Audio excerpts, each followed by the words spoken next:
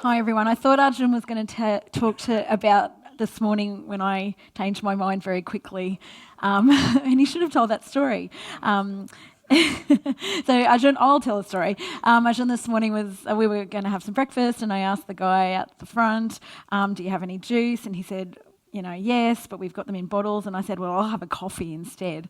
So what I'd like to say to you is I'm a woman, I'm allowed to, change my mind. But what I'm here to do today is to change your minds about preschool wheeze. So firstly, though, I'd really like to thank Tessa, Ben, Henry and Andy for this conference. I'm really pleased to be able to speak, but I'm really proud and excited that we've got this here and to be a part of it. So now and the future of preschool wheeze. Today we're going to talk about a particular type of children, a particular group of children. We're going to talk about treatment, steroids, bronchodilators, something that we didn't talk in the asthma talk the other day. And we're going to talk about how to best look after these children in the community and in the hospital. But first, for something at the opposite end of the spectrum. Clinical nurses to organise upstairs. Yeah, we just want to make sure they're ready. To make sure they're ready. Yeah. Tubes maybe a bit on the far side down, but that's okay. The tubes on the far side down, Mark. Mark, what was that? The tube is probably on the far side. Okay. Emma, can I get you to get the transportation pack? Is everyone awake now? That was quite loud. So this is one of the sickest asthma patients that I've ever been involved in caring for. She had severe bronchospasm. She had a silent chest.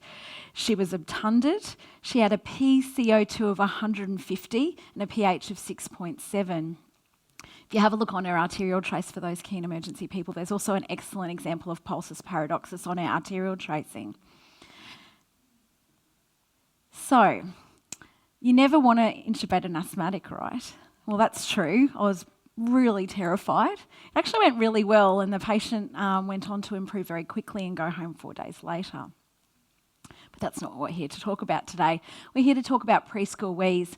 And so up the road where I work out at Lady Salento, we saw 67,000 children through our emergency department last year. And if you look at those with status asthmaticus, we saw 7. She was one of them, and I'm pretty sure she was the only one that we intubated.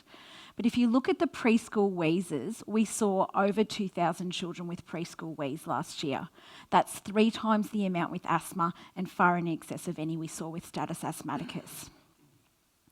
So if the theme for this inaugural Don't Forget the Bubbles conference is making a difference, these are the children that I think that we can make a big difference for. There's a large amount of children, and looking after them and their families is in everyone's best interests. If we look after 2,033 patients at our emergency department, surely in your area of practice, whether it be GP, outpatients, peripheral hospitals, mixed emergency departments, surely everybody's dealing with a lot of these children as well. And I want to help you with that today. So I have to thank Sting because he penned the lyrics that have given this talk its name, which is Every Breath You Take. I also need to thank some people that were involved in the creation of the guideline that we did last year. I'm just a spokesperson for the information that we all got together and talked about, and that's the emergency physicians, the paediatricians and the respiratory physicians at Lady Salento Emergency. So thanks to them, and I hope that I can share some of their great information with you today.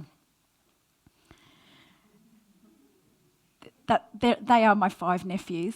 So let's talk about this group of children. They are the 1 to 5 year olds.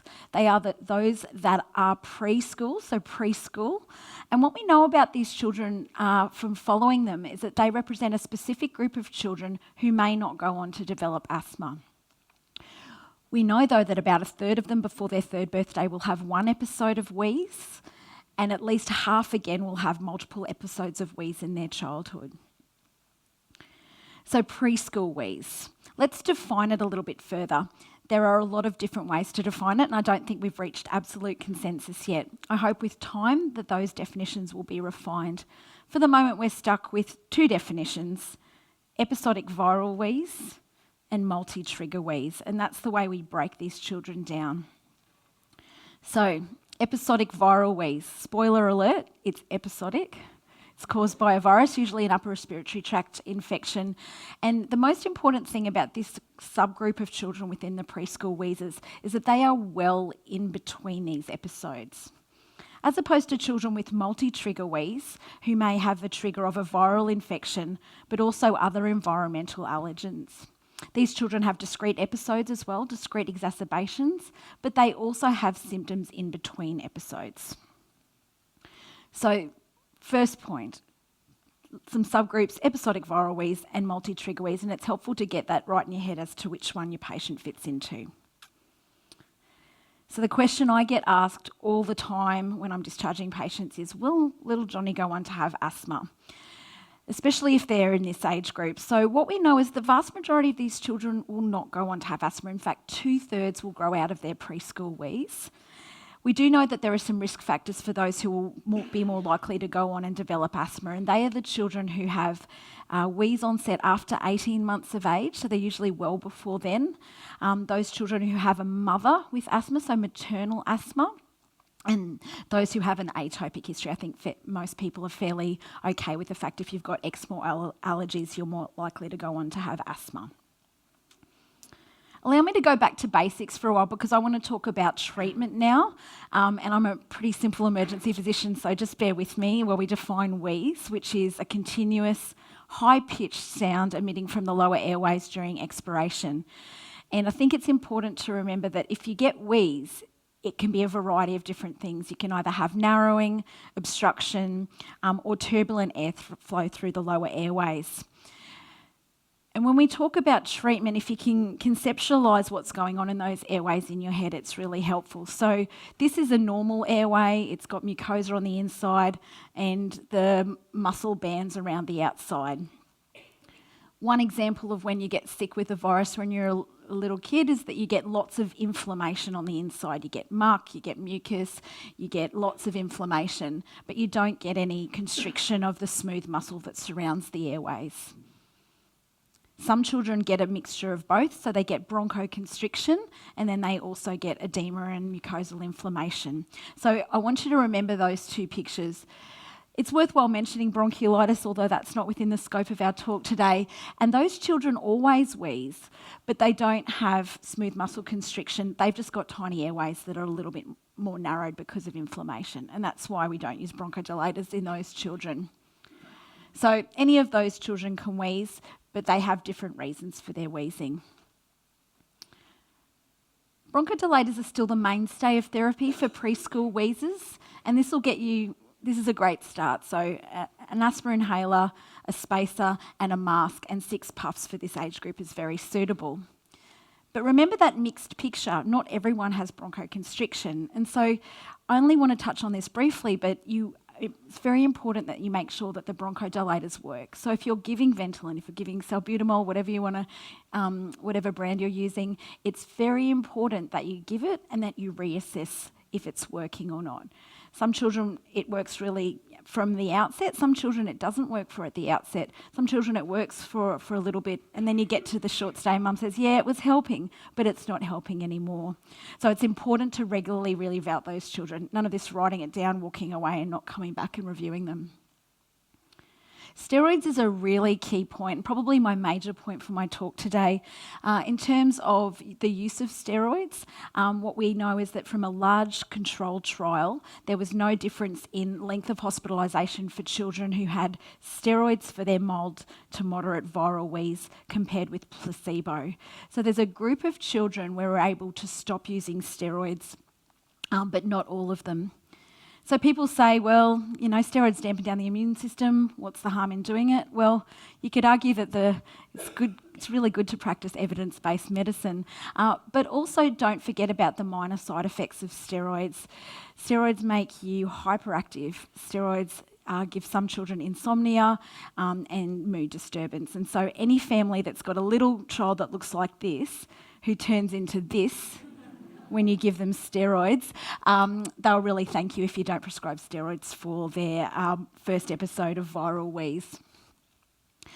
There are still some children that benefit from steroids for their wheeze, and those are the children who have very frequent episodes, those children who have moderate to severe episodes, the children that really have that asthma phenotype, they're allergic to lots of things, they've got eczema. And those children who, even if it's their first episode, are continuing to not improve despite 8 to 12 hours of bronchodilators. Okay. What was really interesting is when we made this guideline and we published it, there was this reflexial kind of response where nobody was allowed to have steroids under 5 years of age. And so this brings me just to talk about, you need to apply common sense for all of these children. You need to regularly reevaluate them. If you work in a hospital setting, you regularly reevaluate them through their stay in emergency, short stay, or the wards. And if you're a paediatrician or someone working in a general practitioner working in the community, regularly reevaluating them throughout the year, especially during winter, and seeing what happens. It is okay to stop the Ventolin if it's not working anymore. It's also okay to not give steroids early and then perhaps say, well, look, I really feel like I need something to get them over the line because they're just not getting as better as quickly as I think. So you don't have to follow the rules, but you do have to regularly reevaluate and critically appraise how things are going with these children. So, you know that girl I was talking about before, I mean, she had asthma, and I don't think that there was anything that could have been done better in the community to have prevented this, catastrophic episode that she had. But I do think there's some ways of managing these children in the community that we can do better, and that relates to education. I want to talk about action plans and education in the community now. And I mean, it's really obvious because, again, we're not talking about asthma today. I've just spent 5 or so minutes saying it's not asthma, it's a different pathology and it's got a different behaviour. Most of these children should have an action plan when they go home, the preschool wheezes. They're very, very frequent. This is an asthma action plan from the Asthma Australia website. It's really good. It's available to everybody, and I think it works well. I think when you're educating these families that anything that works with a traffic light response, so green is when you're well, what do you do at home when you're well? Amber is when you're a little bit sick, what do you do? How do you, change your therapy? And red is what to do when you're really sick. And important in all of this education is very much letting families know when you must call the ambulance.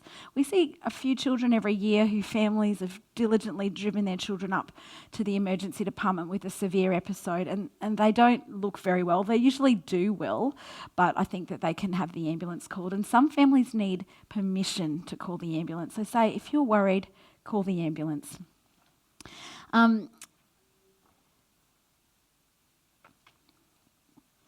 So Fenton O'Leary and his team at the Westmead Children's Hospital had a look at these action plans and were really, I think, mainly focusing on how to improve compliance with sending asthmatic children home from the emergency department with a good action plan.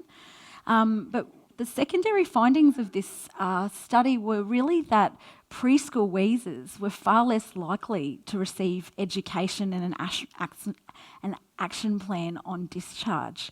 And so I think that that's really interesting because you see far less asthmatics than you do with wheezers, and they still have disease that needs bronchodilators, sometimes need to go to hospital. So this really highlighted for me that we need to think about how we look after and educate this group of patients. At Lady Salento, we've created a wheeze action plan. It's also on the computer. We think it works well for the majority of children that we see, but it can get really confusing because families deal with, I'm telling you, I go and say that you've got wheeze. We used to call it reactive airways disease not long ago. Do they have asthma? Do they have multi-trigger wheeze? Do they have episodic viral wheeze? It's really confusing to families. So I don't want you to go away and be more confused. What I want you to go away and say to families is it doesn't matter what you name it or what you use on your action plan. It's how you educate them about what they understand about their wheezing child. So for every family, it's a little bit different how much education you need to give them. And so for this high-functioning nuclear family, you might need to not spend very much time explaining the difference between all of those wheezy illnesses. But not everyone is as high functioning as this family group. You might have a large blended family who are going through an acrimonious separation and refuse to talk to each other. And you need to educate both of the family, both parents, and they might not want to be in the same room or the same country. You might have families, I know this is a little baby, but this was a good example of a single parent unit that relies on grandparents to assist them with their care of their child. And there's some really dysfunctional families that drive you nuts, but they actually need the most time with you to understand what's going on. The other group that I have omitted from up here are those with a non-English speaking background. And they take even longer, because I don't know about where you work, but getting a translator at a hospital is easy, but it takes a long time to do that. So it takes time to educate these children well, to explain the differences between asthma, between wheeze, to explain whether they are going to go on to have asthma and when to use steroids or not. So it brings me back to the 2,033 patients that we see in the emergency department every year with this. Now, I like to think we're a kind of happy bunch in paediatrics generally and in paediatric emergency, but I have to tell you that sometimes I turn up for my 7 a.m. short stay shift and that ward is full of 16 to 18 patients, and they say there's 14 children. They're all waiting to get home and they've all got preschool wheeze or reactive airways. So that turns me from I've got a little bit of time pressure this morning into this. It's a little bit more sinister. Tick tock, got to get all these patients out of here. We all live in a busy world now. We're busy. Families are busy. The hospital is busy.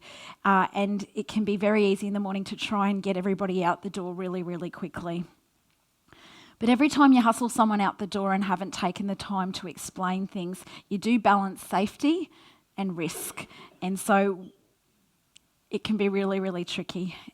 The temptation is to get people out quickly, and the Obamas might go home quickly, but, the Brangelinas may not.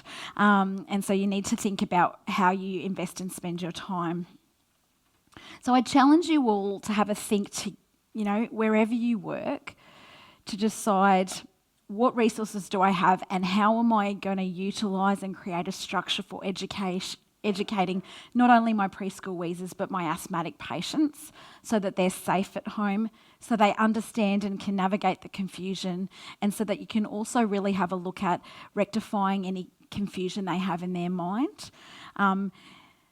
That actually works. It takes time, but it's an investment as well. So I can say it's an investment for me because they may be able to stay out of hospital. They might not be there in the short stay ward in the morning the next time I have a short stay shift. But really the investment is for the families in their time and for the best management of those children with preschool wheeze. So my take-home messages today. So the now of preschool wheeze, we see a lot of patients now, right? 2,033. I'll be interested to see what we have next year. Thinking about when you are discharging patients with any type of wheezy illness, what kind of traffic light education plan you can give them that means that they're able to action things at home. And investing that time and tailoring your educational approach to the different types of families, and making sure that within your work unit, you've got a way to do that no matter the amount of patients that you have to see. And the future of preschool wheeze. So we're talking again about a little bit of a change in the definitions, thinking about children 1 to 5, thinking about that episodic viral wheeze definition and that multi-trigger wheeze definition. And for me, really changing the way you think about the use of steroids for those children who perhaps have their first episode of viral wheeze and only have a brief stay in hospital. The last thing I want to remind you all, and this is another take-home message, is that don't forget the vast majority of these children will not go on to have asthma. They really do grow up and grow out of their asthma, or their preschool wheeze, even if they don't grow out of other things like sucking their thumb. Thank you very much.